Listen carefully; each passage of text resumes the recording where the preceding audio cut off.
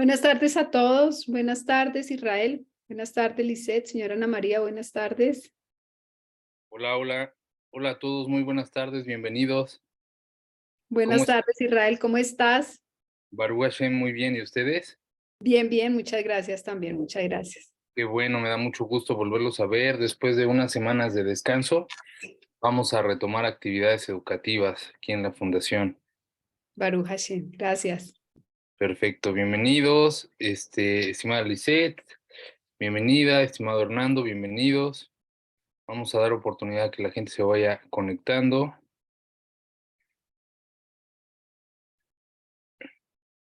para poder comenzar. Déjenme confirmarles que ya está abierto el grupo, la sala.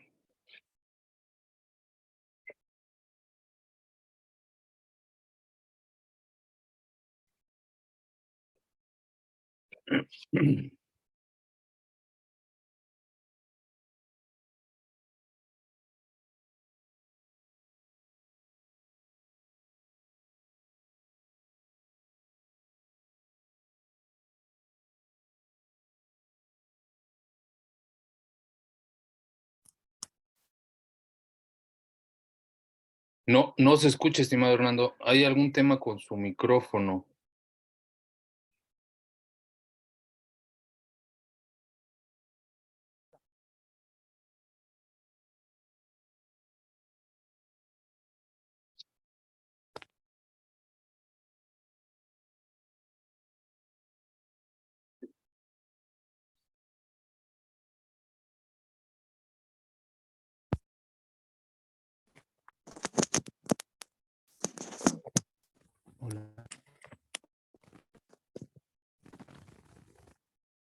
A lo mejor si tiene ahí habilitado los datos del audio Wi-Fi. A ver, ahora Es- sí, Ahí ya se escucha, ya se escucha. parece que son los audífonos. ¿Cómo También cambiar la tecnología? ahí no recuerdo el nombre, la instrucción de Dios que le puso ahí necesita conectar los datos. ¿Ahí me escucha? ¿No? Tiene que ponerle ingresar con datos o Wi-Fi.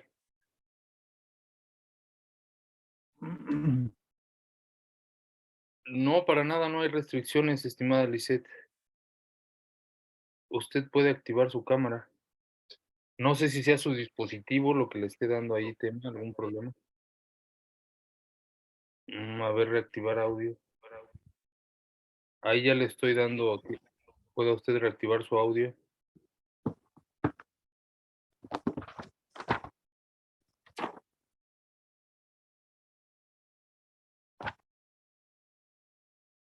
Empezamos ya el curso de los 13 principios de fe y hemos abordado ya una introducción y ya hemos abordado el principio número 1, que es el principio de la existencia del Creador. En las clases anteriores, retomando un poco lo que hemos visto, comprobamos con aproximaciones lógicas y axiomas la existencia del Creador. Es decir, que observamos la naturaleza, observamos su funcionamiento, nos hicimos preguntas, nos cuestionamos sobre cuál es la causa de la causa, cuál es la razón por la que exista esto, y por qué el mundo funciona de tal manera. Y concluimos que es demasiado superficial o hasta cierto punto es demasiado ingenuo creer que las cosas existen como existen por obra de la casualidad, sino que este nivel tan complejo, este mundo tan ordenado, este sistema llamado planeta Tierra y universo en el que nosotros vivimos, debe de tener un ordenador. Es decir, que debe de tener algo o alguien que ordena las cosas como son. Incluso si ustedes lo ven desde la física y las matemáticas, los científicos nos enseñan que el mundo tiende al caos. Es decir, que el mundo tiende a desordenarse. Por lo tanto, existe una fuerza ajena a la voluntad de lo físico que mantiene las cosas en cauce, que mantiene las cosas en orden. Si esta fuerza o esta inteligencia se ausentara de la existencia del mundo físico, empezaría a haber un caos. Incluso el propósito de la existencia del hombre, si ustedes lo pueden ver de esa manera, es para poder establecer un orden. Hay muchas cosas que podrían ser desbordadas o que requieren de la mano del hombre para su manutención y su desarrollo. Hay muchas cosas que requieren del cuidado del hombre, de la intervención del hombre para que puedan crecer. Véanlo en la naturaleza y en la agricultura. Si un campo, si es productivo por sí solo, llega un punto en el que, por ejemplo, un árbol de mango, si no es podado, la producción del mango va a ser mucho menor a la que podría estar teniendo. Y por lo tanto va a empezar a acumular plagas. Si no hay una mano que intervenga y que le quite lo que no le sirve, entonces ese árbol poco a poco puede estarse infestando y puede estar muriendo. Por eso es que Hashem puso al hombre como jardinero en el jardín del Edén. ¿Para qué? Para que lo cuidara y lo protegiera. La intención de crear al mundo no es únicamente, de crear al hombre, no es solamente para que se convierta en una máquina de producir y consumir, sino que comprenda que tiene un objetivo general para la creación y que forma parte del ordenamiento que Hashem, el creador, Akadosh Baruj Hu, todos estos nombres son apropiados, para referirnos al único creador, ha hecho con el objetivo de desarrollar este mundo y mantenerlo en orden. Por lo tanto, una vez que nosotros hicimos estas observaciones, pudimos concluir que debe de existir Dios. Es decir, que primero aprendimos que la convicción certera es lo que nosotros vamos a llamar fe, que no es lo mismo lo que en las demás religiones o en el mundo no monoteísta se aborda como fe, que es aquello que no tiene certeza, aquello de lo cual no puedes comprobar y que por lo tanto tienes que creer de manera ilusoria, digámoslo así. Abordamos varios ejemplos anteriormente sobre lo que realmente es la convicción certera y desarrollamos el concepto de emuná. Emuná como aquello de lo cual tenemos la certeza y que hemos comprendido de que así es como, de que así es como funciona. Por lo tanto, es muy importante que tengamos estos conceptos muy claros y a la mano para poder ir avanzando. Cuando nosotros hablemos de fe, no vamos a hablar de la fe común, sino vamos a hablar de la fe monoteísta, porque la fe común es la fe en la que cualquier persona cree. Cualquier persona cree saber, pero nosotros no creemos, sino que sabemos y por eso creemos. Nosotros no creemos, sino que sabemos y es por eso que creemos, porque sabemos. ¿De acuerdo? A diferencia de la fe común que cree saber, que no es lo mismo. Hoy vamos a iniciar un nuevo principio y vamos a comenzar con un nuevo escalón.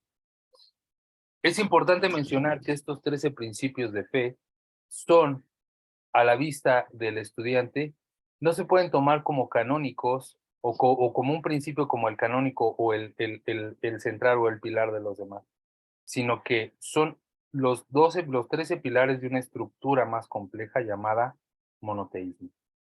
Por lo tanto, cada uno no es ni mayor ni de menor importancia que el anterior, sino que en conjunto sustentan toda la fe monoteísta. Y todos son necesarios para poder comprender en realidad lo que es el monoteísmo de la Torah. Por lo tanto, hoy vamos a abordar el siguiente principio que dice así. Este es el principio número 2, que dice, yo tengo la convicción certera de que el eterno creador, bendito sea su nombre, es único, con una unicidad como no existe otra en absoluto. Y solo es Él nuestro Dios. Solo Él es Dios, lo fue y lo será. Lo voy a volver a repetir. Yo tengo la convicción certera de que el creador, bendito sea su nombre, es único, con una unicidad como no existe otra en absoluto. Y solo Él es nuestro Dios. Lo fue y lo será. Este principio es muy importante que quede claro porque va a comenzar a sentar las bases del monoteísmo. Va a comenzar a sentar las bases de lo que verdaderamente es el monoteísmo. ¿Por qué ese principio comienza a sentar las bases de lo que es el monoteísmo? Porque con este principio, si nos queda claro, y Dios permite que nos quede claro, vamos a comprender cómo el monoteísmo más absoluto de la Torá no permite la existencia del paganismo, ni del politeísmo, ni del panteísmo, ni del dualismo. ¿Por qué? Porque vamos a comprender en qué consiste esta unicidad a la que la Torá hace referencia cuando habla sobre este principio número 2. Es decir, que la unicidad de Dios es saber que esa existencia es la causa de todo. Y que no solamente es la causa de todo, sino que es única. Que esa unicidad no tiene comparación y semejanza, porque no es una unidad que tiene semejantes, ni tampoco como un individuo de una especie, ni como un hombre que está compuesto. Y por lo tanto, se puede dividir en varias unidades. Repito, la unicidad de Dios, es decir, este principio número 2, es saber que esa existencia, que es la causa de todo, es única. No es una unidad que tiene semejantes, ni tampoco como un individuo en una especie, ni como un nombre que está compuesto por varias partes y por lo tanto se puede dividir en varias unidades. Este concepto de la unicidad de Dios es algo que vamos a tener que desarrollar en por lo menos unas 2 o 3 clases más, aparte de esta. ¿Por qué? Porque es complicado de poderlo comprender. No es algo que sea fácil de poder asociar porque en este mundo no podemos encontrar la característica de esta unicidad, que no es lo mismo de una unidad. Primero hay que aprender a diferenciar entre el concepto unicidad y entre el concepto unidad. Es decir, que existen ciertas diferencias entre la unidad y la unicidad. Por ejemplo, la unidad habla de la parte de un todo, de un conjunto de partes, mientras que la unicidad habla de la singularidad única en el universo y de qué forma nosotros estamos subyugados a esa unicidad. ¿Qué quiere decir esto? Que cuando nosotros hablamos de una unidad, Perdón, Israel, Sí, ¿puede repetir unicidad, por favor? claro que sí, claro que sí. Voy a repetir desde arriba para que lo comprendamos bien. La unidad habla de la parte de un todo, de un conjunto de partes, mientras que la unicidad habla de la singularidad. La unicidad habla de la singularidad única en el universo. La singularidad única en el universo. ¿Y de qué forma nosotros, cuando digo nosotros, no solamente me refiero a usted, a mí, a la especie humana, sino a todo lo físico, a toda la materia, se encuentra subyugada se encuentra subyugada a Él.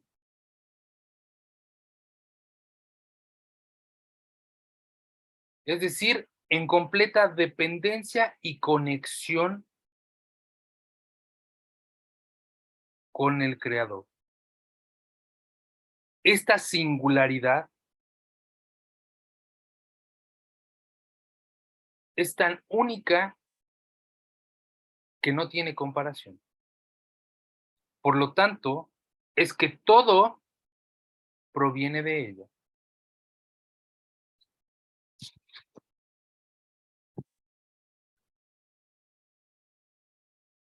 Formar parte del conocimiento de este principio es saber y tener claro que Dios es indivisible, que no tiene partes. Es por eso que no se debe de confundir y suponer que el alma es una parte de Dios. Y eso es algo bien importante.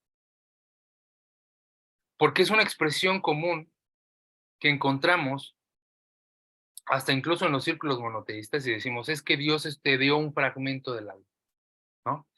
Tienes un fragmento de Dios, entonces Dios tiene límites, entonces Dios sí tiene partes, entonces Dios se puede dividir, se puede segmentar, se puede multiplicar, por lo tanto entonces tendría algo que existiera a su imagen y semejanza. Sería humanizar a Dios. Exacto, sería corporeizarlo. Sería corporizar a Dios. Sería como pretender que Dios está y por lo tanto pretender que Dios se encuentra en un lugar en específico y que no se encuentra en otro. Al momento en el que nosotros no comprendemos esta unicidad y decimos es que Dios está en los cielos, así, pero la Torah también dice que Dios está en la tierra y que está simultáneamente.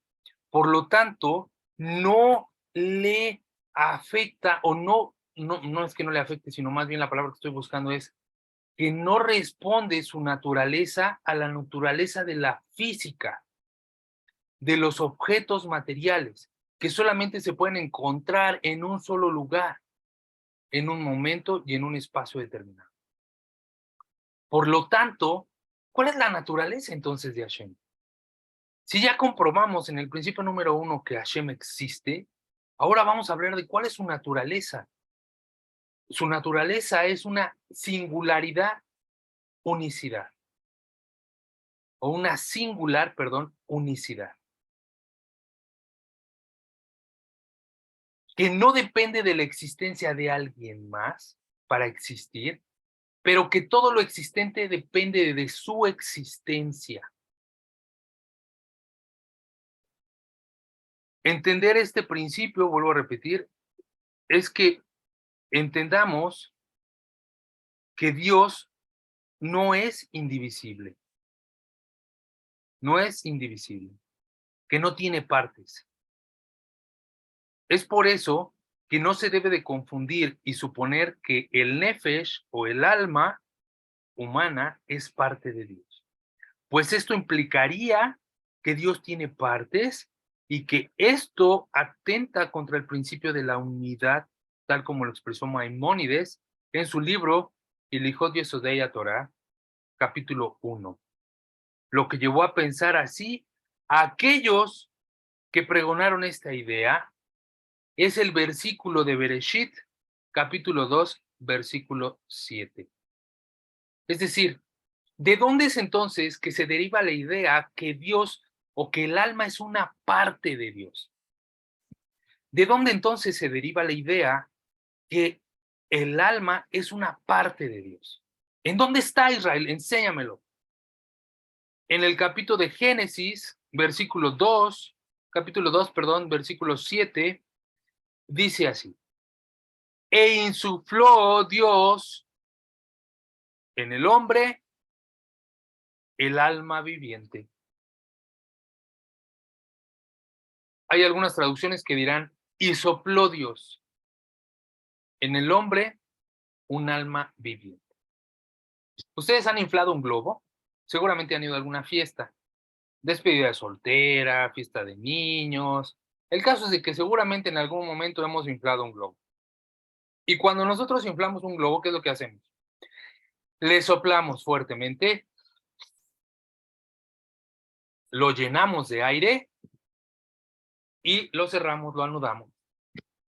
Y entonces, el globo, si lo reflexionamos un poco, en cierta forma, tiene una parte de mí. ¿Por qué? Porque he llenado con el aire de mis pulmones ese globo. Y por lo tanto, ese globo, en esencia, tiene una parte de mí, o en teoría, no en esencia. En teoría, tiene una parte de mí, ¿no? Este es el pensamiento que llevó a la escuela aristotélica a pensar que Dios coloca partes de sí en el hombre. Porque leyeron el capítulo de Bereshit, en su capítulo 2, versículo 7, y dijeron, ahí él sopló. Por lo tanto, una parte de Dios está en el hombre. Y el alma es una parte de Dios. Y eso es un completo error. Porque supondría que Dios se puede dividir, que Dios se puede segmentar. Y todavía desarrollando más esto, que Dios puede habitar en un solo lugar en específico, no en otro, sino solo en uno. Es corporeizar a la deidad, materializar a la deidad, lo cual da lugar a el fetichismo, en donde creemos que la divinidad habita en un objeto o se encuentra ubicado en un solo lugar. O damos lugar al paganismo, en donde creemos que la divinidad se encuentra habitante en varios elementos de la naturaleza.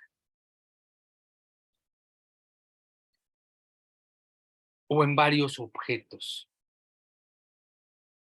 como ídolos, monedas, esfinges, cualquiera que este pueda ser. Cualquier constructo elaborado con las manos humanas. El no comprender la unicidad del Eterno da pie a que podamos derivar en este tipo de aberraciones de la naturalidad del Creador. Entendiendo la palabra aberración no desde su lado peyorativo, sino como un error completo de lo que en realidad es la verdadera singularidad de la unicidad del Creador. Maimónides, en el libro del Sefer Amadá, en el libro del conocimiento, en el capítulo 1, explica: el conocimiento de lo que desarrollamos en el principio 1, en el primer principio, es un precepto positivo. Es decir, que es un precepto de hacer. No es que sea bueno, no es que sea positivo en el sentido de que es para bien, no, sino que es positivo porque es en el sentido de hacer. Hay en la Torá dos tipos de preceptos: positivos de hacer y negativos de no hacer. ¿De acuerdo? Así como se manda a hacer, también se manda el no hacer. Y en el caso del conocimiento de la existencia del Creador, es un precepto positivo. ¿Por qué?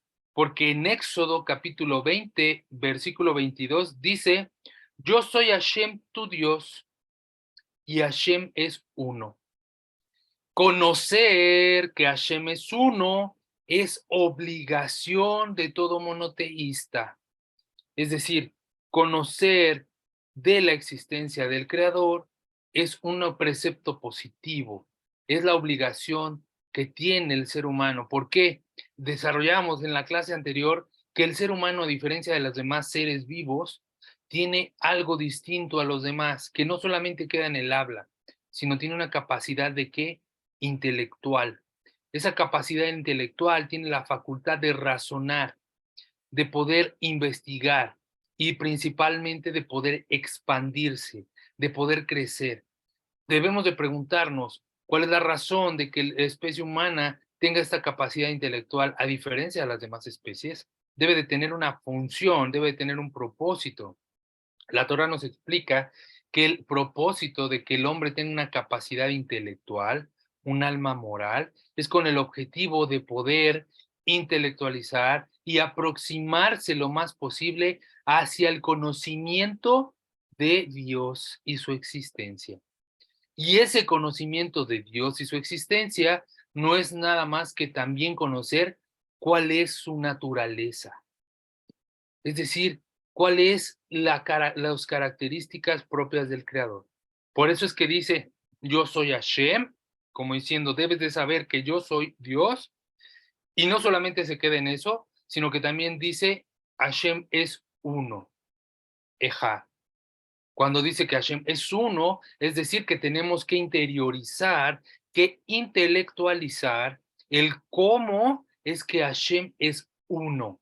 No uno como en un conjunto, sino ese uno con esa unicidad singular que solo le pertenece a él.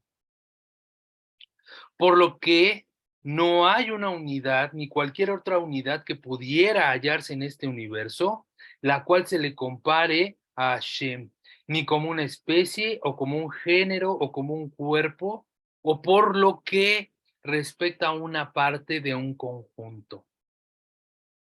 Hashem no forma parte de un conjunto. Y ahí es cuando empezamos a darnos cuenta que el decir yo creo en un solo Dios no alcanza. ¿Se dan cuenta?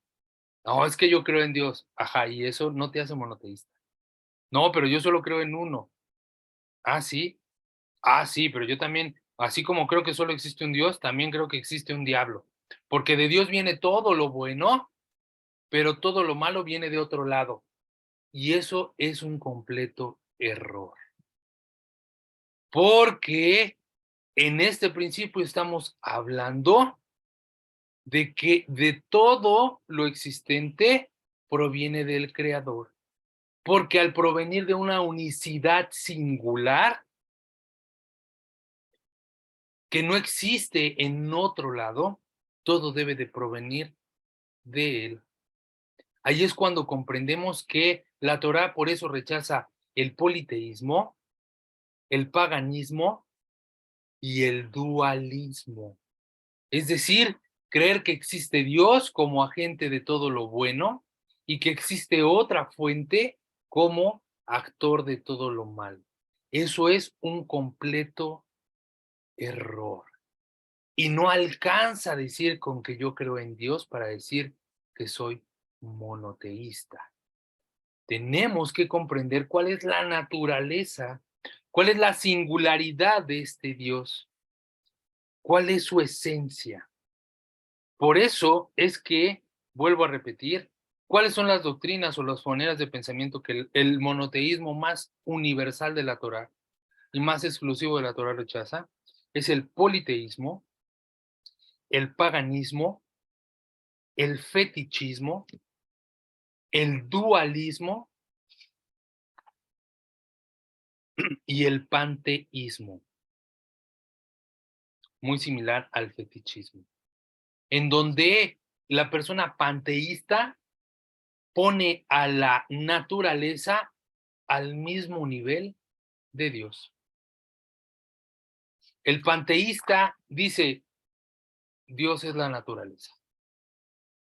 Dios es esa sabiduría que se autorregula y por lo tanto es importante que respetemos la naturaleza y todos los seres vivos, porque eso es Dios. Bajan a Dios al nivel de una herramienta.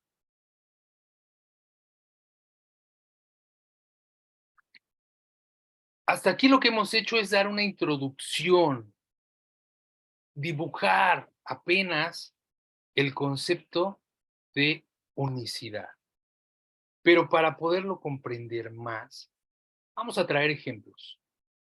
Como siempre buscamos para poder desmenuzar el tema y poderlo asimilar de una mejor manera en nuestro intelecto. Y vamos a traer el siguiente ejemplo. Supongamos que dos personas se encuentran en la calle y comienzan una discusión sobre cuál es el origen de las cosas y la razón de ser del mundo. Una de ellas se dice ser monoteísta y la otra se dice ser atea. Y cuando el ateo le pregunta al creyente, le dice, ¿cuál es entonces, según tú, tu creencia, el origen de todo? ¿Y cómo es que funcionan las cosas? El creyente dirá, yo creo que todo ha sido creado por voluntad de Dios. Y es así como funcionan todas las cosas. El movimiento de las estrellas, el movimiento de los astros, el movimiento del sol y la luna. Todo lo que acontece en este mundo es en realidad Dios, porque todo ha sido creado por Él. ¿Y tú? ¿Qué es lo que crees? ¿Cuál es el funcionamiento de las cosas? Entonces el ateo responde y dice, yo por el contrario, yo creo que el mundo se autorregula, que existen leyes naturales, las cuales han sido ordenadas o que están para poder regular la existencia del universo, y que en realidad no existe ninguna fuerza superior, ninguna fuerza autora que conduzca y dirija el mundo, sino el mismo mundo reconstruyéndose y dirigiéndose a sí mismo todo el tiempo, autorregulándose. Hasta aquí podríamos pensar que ambos pensamientos son sensatos de su propia ideología y que no hay nada fuera de lo normal. Sin embargo, tanto uno como otro se encuentran en un completo error. El ateo le dice, ¿o tú de dónde crees que vienen las leyes de la naturaleza? Bueno, yo creo que Dios ha creado las leyes de la naturaleza para que se dirijan y que conduzcan al mundo. Y el ateo contesta, yo creo que las leyes se han creado solas y es por eso que así funcionan. ¿Cuál es la respuesta que el monoteísmo más absoluto de la Torá propone ante este discurso?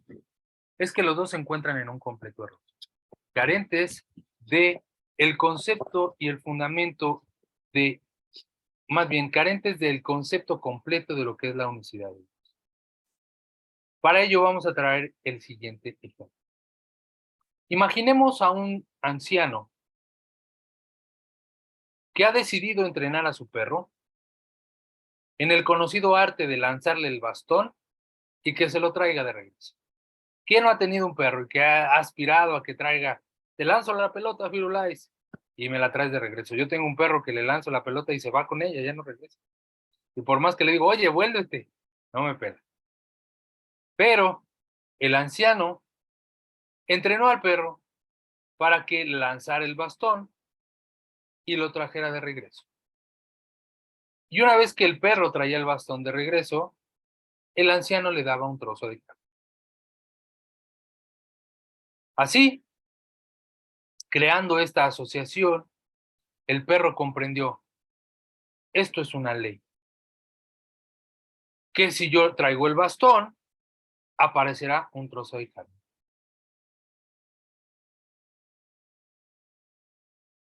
Pero la realidad es que ese pensamiento es un completo error.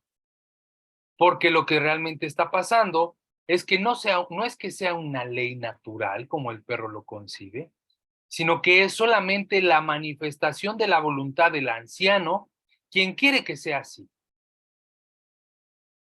Es el acto habitual del anciano quien lanza la vara, el perro lo trae de regreso y le recompensa. Un buen día, el anciano decide hacer lo contrario. No lanza la vara y le da el trozo de carne. El perro piensa, un milagro, porque ni siquiera he traído la vara y ha aparecido la carne. ¿Y esto es realmente un milagro? En realidad no. Solamente es un cambio del deseo en la voluntad del anciano de ahora querer entregarle primero el trozo de carne. Y así pudo haberlo hecho de distintas formas.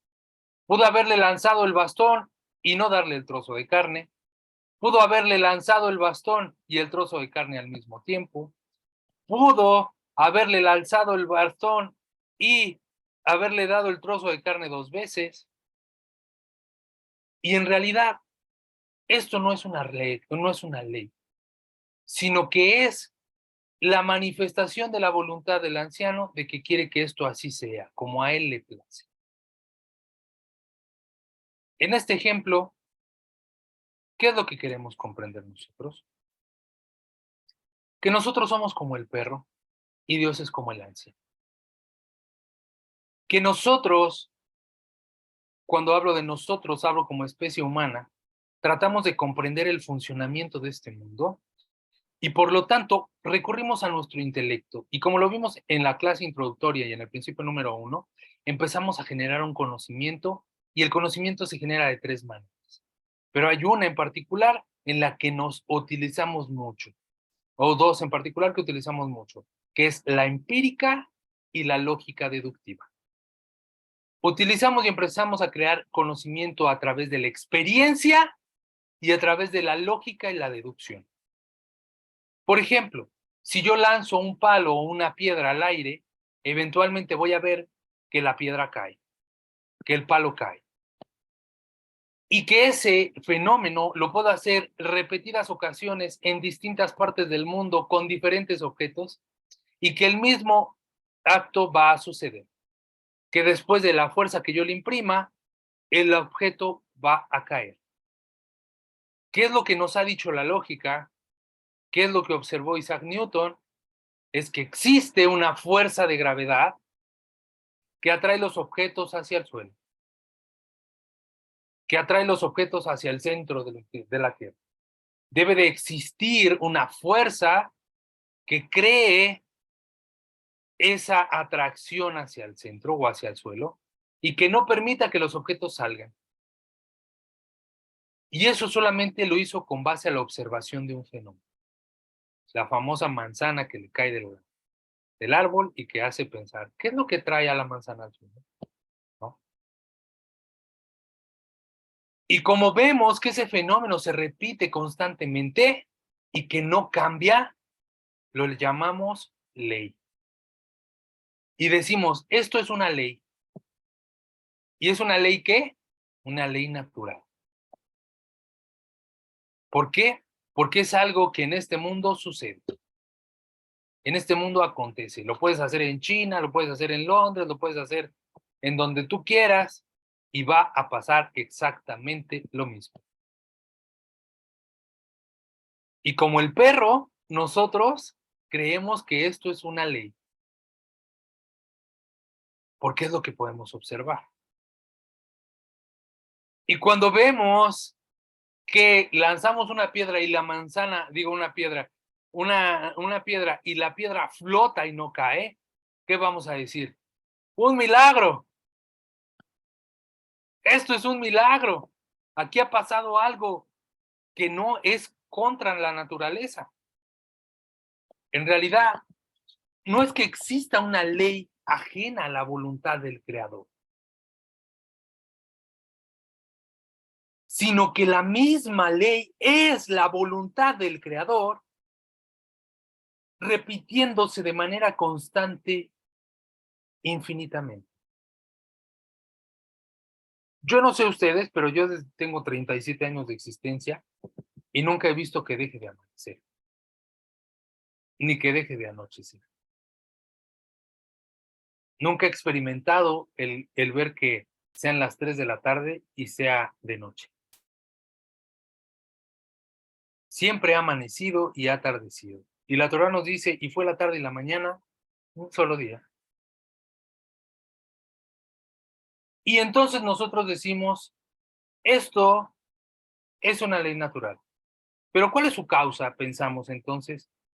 Y viene la ciencia y nos explica, nos ayuda a comprender, bueno, la causa de este fenómeno es porque el Sol tiene un ciclo de rotación en su propio eje que permite mostrar en cierto tiempo al Sol como día y a la Luna como noche.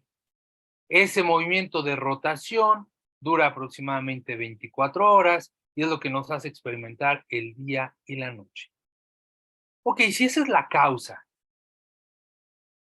pero ¿cuál es la causa de la causa? ¿Por qué la Tierra se puso a rodar? Quedó prendida del magnetismo del campo de la estrella, de su estrella natural, que es el Sol, y es por eso que el campo electromagnético lo hizo empezar a girar y por eso, ok. Pero, ¿por qué quedó prendida de ese campo electromagnético?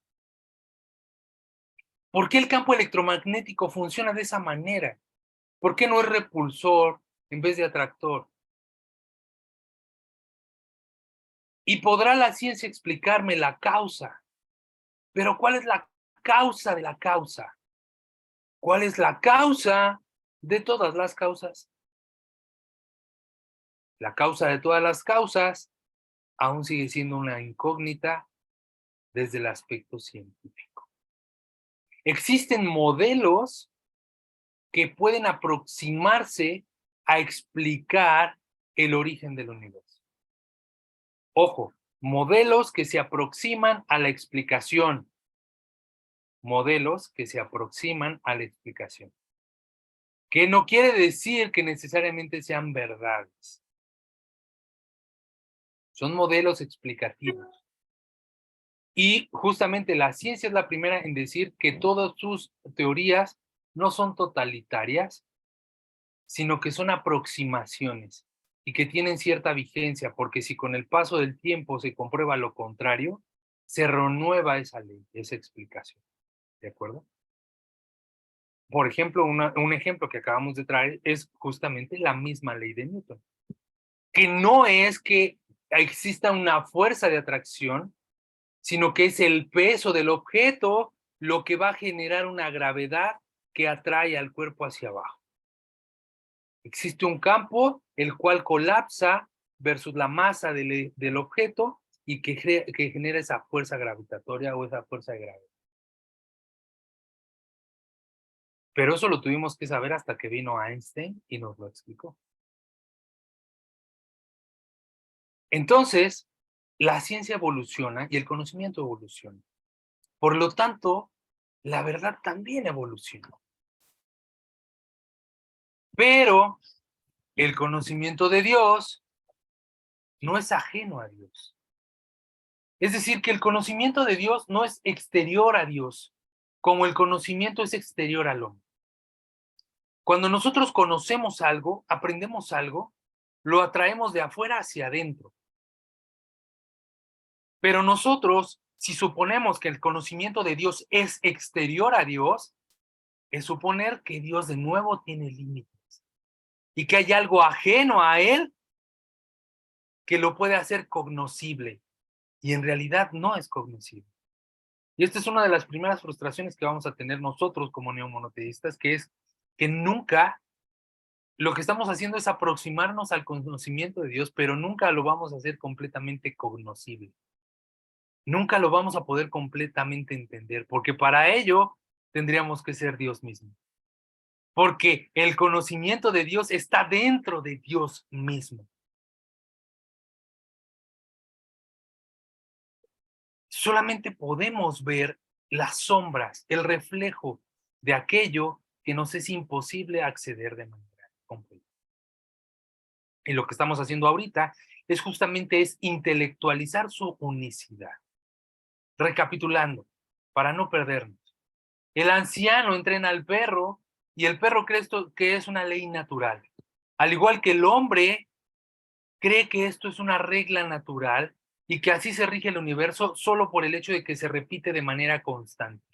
Pero en realidad no es una ley que se encuentra desvinculada de la voluntad del Creador, sino más bien la misma ley es la manifestación de la voluntad de Dios actuando todos los días, recreando el universo de manera constante, de manera permanente. Y cuando nosotros observamos un fenómeno que rompe con la regla natural, le llamamos milagro. Y curiosamente ahí es cuando creemos que interviene Dios. Pero Dios interviene en todos los procesos, en las leyes naturales y en las que rompen las reglas regulares, porque todas son manifestaciones de la voluntad de Dios. En ese axioma, entonces, un milagro no es la ruptura de la naturaleza, sino la naturaleza misma. Si entendemos que el milagro es la manifestación de la voluntad de Dios en este mundo, entonces la misma naturaleza es un milagro, porque es el reflejo de la voluntad del Creador accionándose en este mundo. Por lo tanto, es un error creer que Dios es la naturaleza, porque Dios no es la naturaleza. Dios es la voluntad expresa de la naturaleza en este mundo físico. Dios es la naturaleza, perdón, es la voluntad expresa de Dios en este mundo físico. La naturaleza es la voluntad expresa de Dios en este mundo físico. Por lo tanto, todo es un milagro. Hoy nosotros vemos muy normal que de una manzana, que de un árbol salgan manzanas. Y nunca pensaríamos que salieran de otra manera. Así como también vemos muy normal que las papas se den como una raíz. O vemos muy normal que los bebés salgan de las matrices de las madres. Perdón, de los bebés salgan de las matrices de las madres, de la mujer. Eso es el proceso natural. Y no podemos concebir el mundo de otra forma. Pero déjenme decirles algo. Que los niños que nacieron en la Geulá, en el exilio, en los 40 años después del desierto, vieron muy natural que cayera pan del cielo. Para ellos fue condición natural, ver caer pan del cielo. ¿Por qué el mundo se sorprende? Está cayendo pan del cielo. Ah, pues sí, caía en mis años. Cuando era bebé yo lo recogía, cuando era niño yo lo recogía. Solo es un cambio en la voluntad del Creador. Y eso se debe a este concepto de unicidad. ¿Por qué? Porque todo, absolutamente todo depende de Él. Por eso en el ejemplo que poníamos en el discurso del ateo y el creyente, los dos estaban en un completo error. Porque uno creía que las leyes naturales estaban ajenas a Dios y el otro creía que las leyes naturales Dios las había creado. Y en realidad no, en realidad son la manifestación de la voluntad de Dios de manera permanente. Es la manifestación de la expresión de Dios de manera permanente. Voy a traer otro ejemplo. Nadie en su sano juicio pensaría que un bisturí es el que salva la vida. Ni diría, wow, qué eminencia de bisturí. Es impresionante. Porque el bisturí no es nada en las manos de un ignorante. El bisturí no es nada si no está en las manos del médico, quien tiene el conocimiento y es experto en su arte y en su oficio para poder curar, operar y sanar. Y cuando el médico, cuando el cirujano opera, el paciente no le da las gracias al bisturí, le agradece al médico y reconoce que es diestro en su materia y por lo tanto le ha sanado. De la misma manera, la naturaleza es una herramienta de Hashem, por la cual Él expresa su voluntad. Pero no es que haya creado solamente leyes y que se encuentren desvinculadas de Dios. O sea, la ley no está desvinculada de Dios. No es que ya se hizo y así quedó y Dios está por otro lado y la ley es esta porque Él así lo mandó. No. Es la voluntad de que Dios quiere que así sea. Por lo tanto, esto nos quiere decir que Dios está permanentemente presente en este mundo. Si vemos anochecer y vemos amanecer, no es por una ley natural, sino es porque Dios así lo ha dispuesto y así lo ha querido. Y es la expresión de Dios en este mundo, replicándose de manera constante, de manera permanente, de manera continua. Y eso nos hace suponer entonces. ¿Quiere decir entonces que los desastres naturales los ocasiona Dios? ¿Quiere decir entonces que también los males de este mundo, como las guerras, el hambre, la desigualdad, la injusticia, son provocados por Dios? ¿Me escuchan? ¿Sí me escuchan? Nos hace preguntar entonces, todo proviene del Eterno, y si todo proviene del Eterno, entonces todo lo malo también viene de Dios. Esta pregunta vamos a intentarle dar respuesta en la próxima clase. Hasta aquí la clase del día de hoy. Espero que haya sido de edificación y espero que tengan alguna pregunta, duda, consulta, comentario. Voy a dar oportunidad para que se abra el micrófono si quieren hacer alguna participación. ¿Alguna Yo. duda? Adelante. Hola, buenas tardes, Israel, y buenas tardes a la sala. Tengo una duda pequeña. ¿No es redundar decir soy neomonoteísta? No.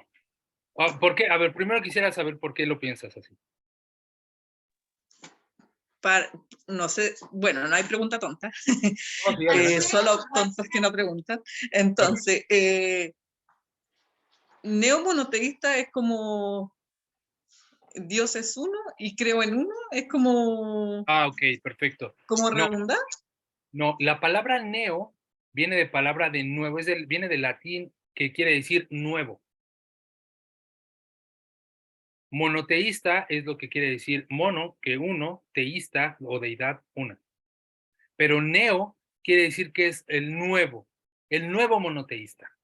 Es una expresión o es un concepto que se está desarrollando en esta era para poderse referir de una manera religiosa a las personas que están desarrollando su espiritualidad en este concepto o desde esta perspectiva que estamos nosotros educando, que estamos nosotros difundiendo.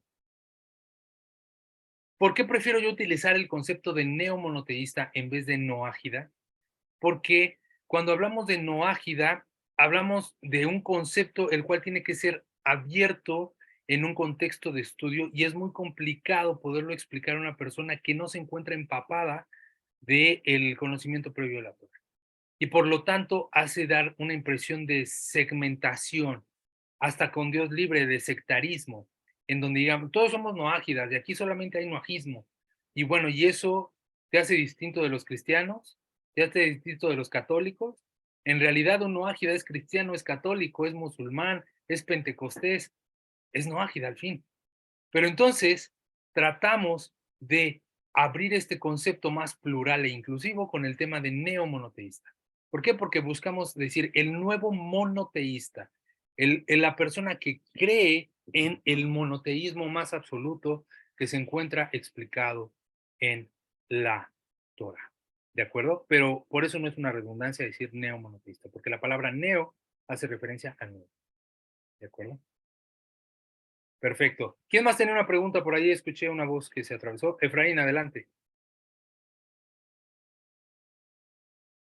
Ok, primero, no, lo mío no es una pregunta, lo mío es decir que lo siento, es mi primer día y tuve problema con mi conexión, había cambiado internet, entonces pues, Ok.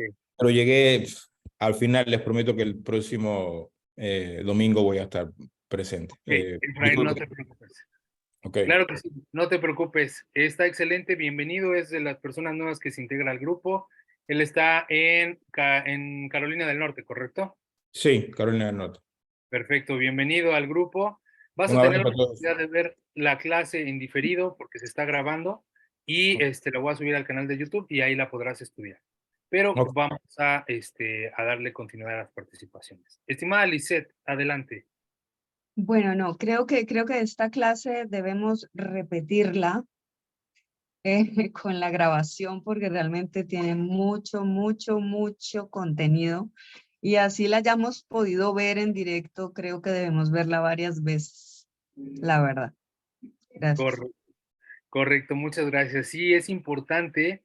Siempre ocupo esta expresión y me encanta porque es algo que nos debe quedar clavado siempre en la mente.